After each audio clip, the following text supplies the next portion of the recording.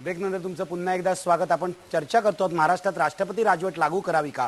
Segment संपण्यापूर्वी हेमंत देसाई असं म्हणाले की राजकीय नेते जी विधानं करतात वेगवेगळी, अच्युतानंदन केरळचे मुख्यमंत्री जे बोलले किंवा मुख्तार अब्बास नक्वी जे बोलले ते अत्यंत आक्षेपार्ह होतं आणि देशभरामध्ये त्याविरुद्ध असंतोष पसरलेला आहे। माझा पुढचा प्रश्न असा आहे की राजकारण्यांना जी जबाबदारी आहे ती कळेनाशी झाली आहे का। मी पहिल्यांदा जातोय भालचंद्र कांगोंकडे, कारण त्यांना मला उत्तर द्यायचं निलम गोरे जे बोलल्या त्याच्याबद्दल। कांगो, तुम्ही उत्तर दिलं पाहिजे। तुमचे मुख्यमंत्री आहेत कम्युनिस्ट पक्षाचे आणि ते अशा प्रकारचं विधान करतात एका शहीदाच्या घरी जाऊन। काय म्हणणं आहे तुमचं? हे विधान आक्षेपार्ह नाही आहे का? अच्युतानंद यांनी जे विधान केलेलं आहे ते अत्यंत निषेधार्ह आहे। ह्याच्याबद्दल पक्षाने अत्यंत तीव्र प्रतिक्रिया त्यांना दिलेलीच आहे, तेव्हा त्याच्याबद्दल प्रश्न नाही। पण मला असं वाटतं की मूळ विषय आजचा जो प्रश्न आहे त्याच्याकडनं डायव्हर्शन करण्यासाठी नीलम गोऱ्यांनी हा मुद्दा उपस्थित केलेला आहे। खरा पण लोकांच्या दृष्टीने महत्वाचा प्रश्न असा आहे की महाराष्ट्राची 700 किलोमीटरची जी सागरी सीमा आहे ती असुरक्षित आहे, या दहशतवादी हल्ल्याकडनं सिद्ध झालेलं आहे। आणि ही सीमा सुरक्षा ज्यांच्यावर जबाबदारी आहे ते पोलीस आणि तटरक्षक यांना आधुनिक सामुग्री नाही आणि त्यांच्याकडे स्पीड बोट्स नाहीत, हे आता आपल्या लक्षात आलेलं आहे।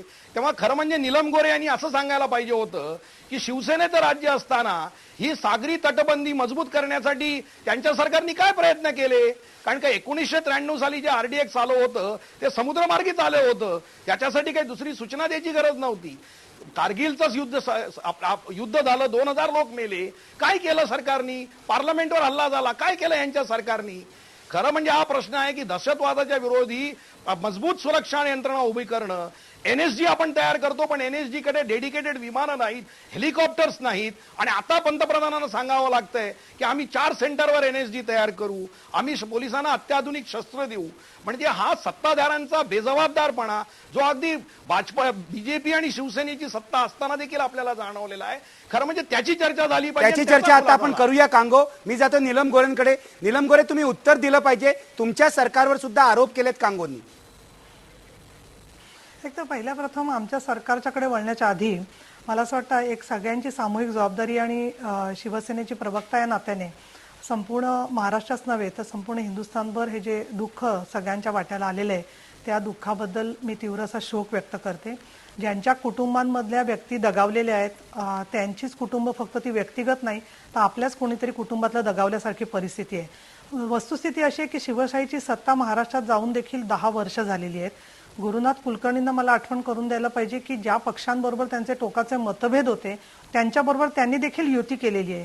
मोठमोठे अगदी हिमालयाच्या उंचीवडे पुढारी ज्याला अशा भूमिका घेतात तर मी एक सामान्य कार्यकर्ती आहे। माझ्या राजकीय प्रवासाबद्दल निखिलजी तुम्ही मला बोलवाल तर मी त्याच्यावर जास्त तपशीलवार अजून बोलेन। नीलमताई, मला जरा वाटतं चर्चा दुसरीकडे जाते।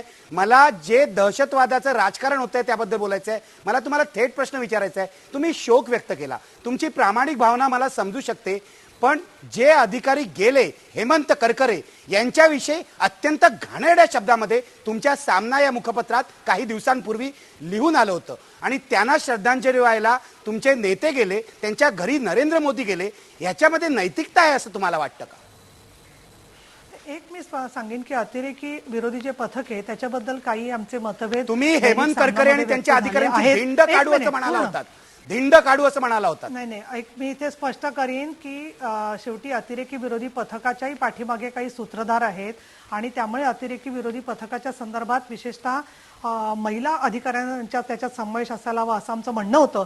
परंतु मी इथे असं म्हणेन की दहशतवादाच्या संदर्भामध्ये शिवसेनेची भूमिका ही व्यापक आहे आणि म्हणूनच आम्ही नाही नीलमताई, माझ्या प्रश्नाचं उत्तर नाही। मला सांगा, हेमंत करकरे शहीद झाले, आज तरी शिवसेना त्यांची माफी मागणार आहे का?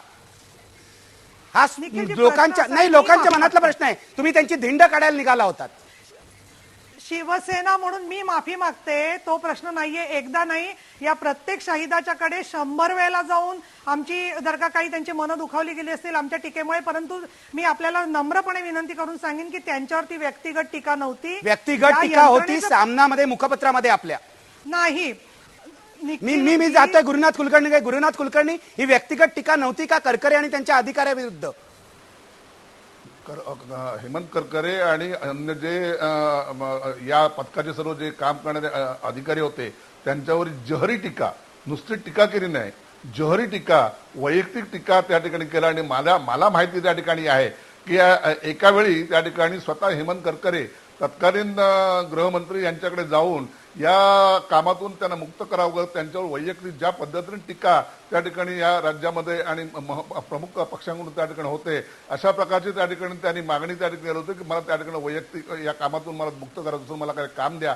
आणि त्याचाच उद्रेक आपण जर बघितला की जे नरेंद्र मोदी गुजरातचे त्या ठिकाणी यांना त्यांच्या कुटुंबियांना भेटण्यासाठी करकरेंच्या घरी गेले होते आणि तिथे त्यांना मदत करण्याची जी भूमिका घेतली होती, त्यावेळी त्यांच्या पत्नीने ती भूमिका त्या ठिकाणी त्यांची मदत नाकारली, अवेरली आणि सांगितलं की तुमची आम्हाला मदत नाही. की ज्यांनी त्या ठिकाणी सांगून की उद्या त्या ठिकाणी हेमंत करकरांना ज्या पद्धतीने तुम्ही त्या ठिकाणी हेटाळणी केली, ज्या पद्धतीने तुम्ही त्यांना नामावरण करण्याचा प्रयत्न केला, ज्या पद्धतीने तुम्ही त्यांची त्या ठिकाणी चेष्टा केली, त्या परिस्थितीमध्ये कुठल्याही परिस्थितीमध्ये तुम्ही आलात, मी तुम्हाला भेटते, परंतु तुम्ही दिलेलं आम्हाला मानधन मला त्या ठिकाणी घ्यायचं नाही असं जाहीरपणे त्यांनी तिकडे अवेरलेलं आहे. ही वस्तुस्थिती त्या ठिकाणी नीलम गोऱ्हेंना माहित नाही का? अगदी बरोबर आहे. मी जातो हेमंत देसाईंकडे. हेमंत देसाई, ब्रेक पूर्वी मी तुम्हाला विचारतोय, हे जे नरेंद्र मोदी भाजपचे नेते आणि शिवसेना वागतंय, नीलम गोऱ्हेंनी आता माफी मागितली, त्यांनी दाखवला तो मोठेपणा माफी मागायचा, पण शिवसेनेचे नेते उद्धव ठाकरे यांनी जाहीर माफी अजून मागितलेली नाहीये. मला सांगा, हा ढोंगीपणा नव्हे का? 100% ढोंगीपणा आहे आणि उद्या ते माफी मागतील अशी आपण अपेक्षा करूया. पण मला वाटतं ही जी चर्चा आहे ती थोडी व्यापक स्तरावरती आपण नेली पाहिजे. ती अशी की आता याच्यापुढे काय करायचं. मला असं वाटतं की शिवसेनेने थोडीशी आत्ता विधायक भूमिका घेतली पाहिजे, कारण लोकांचा एवढा संताप सगळ्याच राजकीय नेत्यांमध्ये इतका विलक्षण आहे. म्हणजे कुठलाही पक्ष त्याच्यामधनं मोकळा नाहीये. प्रत्येकाची वक्तव्य म्हणजे याच्यामध्ये आर पाटलांचं सुद्धा जी काही वक्तव्य आहेत ती धक्कादायक आहेत आणि ती चुकलेली आहेत. ती त्यांनी त्याच्यामुळे त्यांना राजीनामा मागायला लागला. या सगळ्या पक्षाच्या पलीकडे जाऊन आपण एक नागरिक म्हणून याच्यामध्ये काय करू शकतो अशी भूमिका प्रत्येकाने घेतली पाहिजे. आणि राजकीय पक्षांनी यामध्ये लोकांची जी काही भावना आहे आता अत्यंत संतापाची, अत्यंत उद्रेकाची, ती भावना लक्षात घेऊन एकत्रपणे विरोधी पक्ष आणि राज्यकर्ता पक्ष यांनी थोडीशी मॅच्युरिटी दाखवून काहीतरी भूमिका घेतली आपण हेच बघूया आणि पुढचं पाऊल टाकायचं. पुढच्या सेगमेंटमध्ये की लोकांचा असंतोष कसा शांत करायचा. मी तुम्हाला सांगतो, लोक इतके चिडलेले आहेत की राजकीय नेता बघितला की त्यांच्या डोक्यामध्ये तिडीक जाते. काल माझ्या कार्यक्रमामध्ये नितीन गडकरी यांनी सुद्धा मान्य केलं आणि हुसेन दलवाईंनी मान्य केलं की आमची विश्वासार्हता संपली आहे. राजकीय नेत्यांनी विश्वासार्हता मिळवण्यासाठी काय करायला पाहिजे, मी हे पुढच्या सेगमेंटमध्ये पाहुण्यांना विचारणार आहे. आता घेऊया एक ब्रेक. ब्रेक पूर्वी आपला प्रश्न बघा, महाराष्ट्रात राष्ट्रपती राजवट लागू करावी का? पडद्यावर बघू शकता 91% लोक म्हणतात होय, राष्ट्रपती राजवट लागू करावी. जनभावना राष्ट्रपती राजवटीच्या बाजूची आहे. घेऊया एक ब्रेक. पहा फक्त IBN लोकमत.